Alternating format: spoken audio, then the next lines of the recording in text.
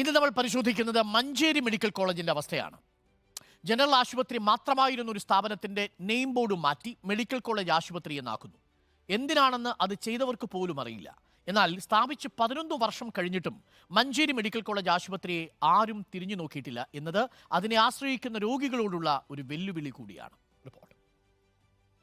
1969 വരെ താലൂക്ക് ആശുപത്രിയായിരുന്ന 2013 വരെ ജനറൽ ആശുപത്രിയായിരുന്ന മഞ്ചേരിയെ ഒരു ബോർഡ് മാറ്റിയാണ് മെഡിക്കൽ കോളേജ് ആശുപത്രിയാക്കി മാറ്റിയതെന്ന ആരോപണം തുടക്കം മുതലുണ്ട്. എന്താണ് മഞ്ചേരി മെഡിക്കൽ കോളേജ് ആശുപത്രിക്ക് സംഭവിക്കുന്നത്? MRI സ്കാനിംഗ് കേന്ദ്രമില്ല, OP ബ്ലോക്ക് ഇല്ല, ഉള്ള ക്ലിനിക്കൽ ഡിപ്പാർട്ട്മെന്റിനാകട്ടെ ധാരാളം പ്രശ്നങ്ങൾ. ആകെയുള്ളത് കാർഡിയോളജിയിൽ മാത്രം ഒരു സൂപ്പർ സ്പെഷ്യാലിറ്റി തസ്തിക. പിന്നെന്തിനാണ് ഈ ആശുപത്രിയെ മെഡിക്കൽ കോളേജാക്കി ഉയർത്തിയതെന്ന് ആർക്കും അറിയില്ല.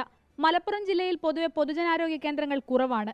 എന്നാൽ മഞ്ചേരിയെ മെഡിക്കൽ കോളേജ് ആക്കുക വഴി നന്നായി പ്രവർത്തിച്ച ജനറൽ ആശുപത്രിയെ ഇല്ലാതാക്കുകയാണ് ചെയ്തത്. കാർഡിയോളജി അല്ലെങ്കിൽ നെഫ്രോളജി, ന്യൂറോളജി, എമർജൻസി മെഡിസിൻ തുടങ്ങിയ തസ്തികകളൊക്കെ മെഡിക്കൽ കോളേജിൻ്റെ ഭാഗമായിട്ട് ഉണ്ടാക്കിയെങ്കിൽ കൂടി അതിൻ്റെ സേവനങ്ങൾ മെഡിക്കൽ കോളേജിൽ ആശുപത്രിയിൽ രോഗികൾക്ക് ലഭ്യമല്ല. ഈ മെഡിക്കൽ കോളേജിന് വേണ്ടി 500ഓളം ബെഡുകളുള്ള ആശുപത്രിയെ ഏറ്റെടുത്ത് കഴിഞ്ഞപ്പോൾ അത് തിരിച്ച് വീണ്ടും അത് 2 വിഭാഗങ്ങളാക്കുമ്പോൾ ശരിക്കും അത് ജില്ലക്ക് നഷ്ടപ്പെടുന്നത് ഏകദേശം 500ഓളം ബെഡുകളുള്ള ഒരു ജനറൽ ആശുപത്രി എന്നുള്ള ഒരു വലിയൊരു ആരോഗ്യ സ്ഥാപനമാണ്. വാഹനാപകടം ഏറ്റവും കൂടുതലുള്ളത് എറണാകുളം ജില്ലയിലാണെങ്കിലും അപകട മരണം കൂടുതലും മലപ്പുറം ജില്ലയിലാണ്. നല്ലൊരു ട്രോമ കെയർ സംവിധാനമില്ലാത്തതിനാൽ പൊലിഞ്ഞു പോകുന്നത് നിരവധിയായ ജീവനുകൾ. മെഡിക്കൽ കോളേജ് ആക്കിയതോടെ ജനറൽ ആശുപത്രിയിൽ പല ഭാഗങ്ങളും പഠനാവശ്യത്തിനായി മാറ്റി. ഇതോടെ നേരത്തെ ഉണ്ടായിരുന്ന കിടക്കകളുടെ എണ്ണം കുറഞ്ഞു എന്ന വിരോധാഭാസം മാത്രമാണ് ഇവിടെ സംഭവിച്ചത്. Reporter Saniyo, in reporter, Kozhikode. Saniyo Binomi തത്സമയം മുഖപം ചേരുന്നു. Saniyo Binomi, very good morning. Manjeri medical കോളേജിൽ നിന്ന് വരുന്ന വാർത്തകൾ, നേരത്തെ തന്നെ അവിടുത്തെ പരിമിതികളെക്കുറിച്ചുള്ള വാർത്തകൾ പുറത്തു വന്നു. ഇതിൽ ഏറ്റവും പ്രധാനപ്പെട്ട കാര്യം നേരത്തെ അവർ സൂചിപ്പിച്ചതുപോലെ ഈ ഒരു ജനറൽ ആശുപത്രിയുടെ സൗകര്യങ്ങൾ ഒഴിവാക്കിയാണ് അതൊരു മെഡിക്കൽ കോളേജ് ആശുപത്രിയെ മാറുന്നത്. എന്നാൽ അതൊട്ട് മെഡിക്കൽ കോളേജ് ആശുപത്രി ആയിട്ടുമില്ല. ജനറൽ ആശുപത്രിയുടെ കിടക്കകളടക്കമുള്ള സൗകര്യങ്ങൾ അവിടെ ഇല്ലാതാവുകയും ചെയ്തൊരവസ്ഥയുണ്ടാവുന്നു. ഒരു നെയിം ബോർഡ് മാറ്റി ഇവർ ആരെ പറ്റിക്കാൻ വേണ്ടിയാണ് ഇങ്ങനെ ഒരു സ്ഥാപനം തുടങ്ങിയിരിക്കുന്നതെന്ന് ആർക്കും അറിയുന്നില്ല. എന്താണ് യഥാർത്ഥത്തിൽ മഞ്ചേരി മെഡിക്കൽ കോളേജിൽ സംഭവിക്കുന്നത് സാനിയോ?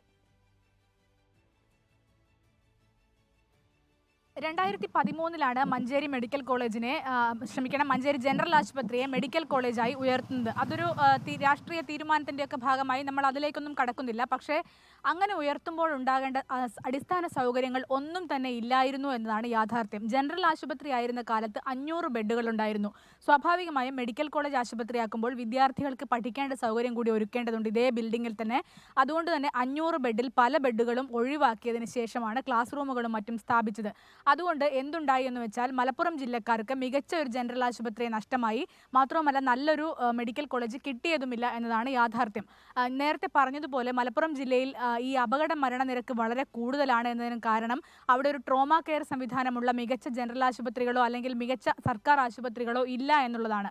അതൊരു യാഥാർത്ഥ്യമായി നിൽക്കുമ്പോഴും ഈ മെഡിക്കൽ കോളേജിൽ ഒരു OP ബ്ലോക്ക് പോലും കൃത്യമായി നിർമ്മിക്കാൻ കഴിഞ്ഞിട്ടില്ല. കാരണം അന്ന് നെയിം ബോർഡ് മാറ്റിയവരെ നമുക്ക് കുറ്റം പറയാം. പക്ഷേ പിന്നീട് 11 വർഷം കഴിഞ്ഞിട്ടും യാതൊരു നടപടിയും ഉണ്ടാവുന്നില്ല എന്നുള്ളതാണ് യാഥാർത്ഥ്യം. ഒരു OP ബ്ലോക്ക് ഇല്ല, കൂടാതെ അവിടെ ഒരു MRI സ്കാനിംഗ് സംവിധാനമില്ല, സ്ഥല സൗകര്യമില്ലാത്ത ക്ലിനിക്കൽ ബ്ലോക്കാണ്. ആകെയുള്ള ഒരു സൂപ്പർ സ്പെഷ്യാലിറ്റി എന്ന് പറയുന്നത് കാർഡിയോളജിയിൽ മാത്രമാണ്. മറ്റു പലയിടങ്ങളിലും സൂപ്പർ സ്പെഷ്യാലിറ്റിക്ക് ആവശ്യമായ സൗകര്യങ്ങളൊക്കെ ഉണ്ടാക്കിയെങ്കിലും തസ്തിക നിർണയം ഇനിയും പൂർത്തിയാക്കിയിട്ടില്ല എന്നുള്ളതാണ് ഇതിനെല്ലാം പ്രധാനപ്പെട്ട കാരണമായി പറയുന്നത്. ഇന്നലെയൊക്കെ നമ്മൾ കോഴിക്കോട് മെഡിക്കൽ കോളേജിൽ പറഞ്ഞതുപോലെ ജീവനക്കാരുടെ കുറവ്, അതായത് ആശുപത്രിയിലെ ഡോക്ടർമാരുടെ, നഴ്സുമാരുടെ ഒക്കെ കുറവ് വല്ലാത്ത തരത്തിൽ മഞ്ചേരി മെഡിക്കൽ കോളേജിനെയും ബാധിച്ചിട്ടുണ്ട് എന്നതാണ് യാഥാർത്ഥ്യം.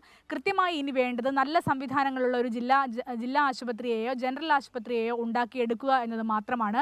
അതിനുശേഷം കുട്ടികൾക്ക് പഠിക്കാനായി മഞ്ചേരി മെഡിക്കൽ കോളേജ് ആശുപത്രി അങ്ങനെ തന്നെ നിലനിർത്തുക എന്നതുകൂടി ചെയ്താൽ മാത്രമേ മലപ്പുറം ജില്ലക്കാർക്ക് ഒരു സഹായമാവുകയുള്ളൂ എന്നാണ് നമുക്ക് മനസ്സിലാക്കാൻ കഴിയുന്നത്.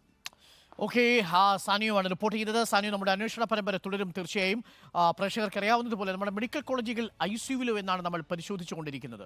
ഡോക്ടർമാരെ പഴി പറഞ്ഞ് അവരുടെ അനാസ്ഥ എന്ന് മാത്രം നമുക്ക് കൈകഴുകാൻ കഴിയില്ല. നമ്മളുടെ മെഡിക്കൽ കോളേജുകൾക്ക് വേണ്ടത്ര സൗകര്യങ്ങളും സാഹചര്യങ്ങളും സ്റ്റാഫ് പാറ്റേണും ഉണ്ടോ എന്നതാണ് പ്രധാനപ്പെട്ട ചോദ്യം. ഇന്നലത്തെ ചർച്ചയിൽ തന്നെ നിങ്ങൾക്കിത് വ്യക്തമായിട്ടുണ്ടാവും. നമ്മൾ കാലഹരണപ്പെട്ട സ്റ്റാഫ് പാറ്റേണുമായിട്ട് മുന്നോട്ട് പോകുന്നു. ഇനിയുമുള്ള ഒഴിവുകൾ പോലും നികത്തിയിട്ടില്ല എന്നുള്ളിടത്താണ് 30 ഇരട്ടി പേഷ്യൻസ് ഉണ്ടാവുമ്പോഴും നമ്മൾ അന്ന് 6 മെഡിക്കൽ കോളേജുകൾ ഉണ്ടായ അതേ മെഡിക്കൽ കോളേജിന്റെ സൗകര്യത്തിൽ നിൽക്കുന്നു എന്നതാണ് ഏറെ ഖേദകരമായ കാര്യം. സാമ്പത്തിക പ്രതിസന്ധി എന്ന് പറഞ്ഞൊഴിയാം, പക്ഷേ അസുഖങ്ങൾ വന്നാൽ രോഗികൾ എവിടെ ഒഴിയും എന്നൊരു ചോദ്യം പ്രധാനപ്പെട്ട ചോദ്യവുമാണ്.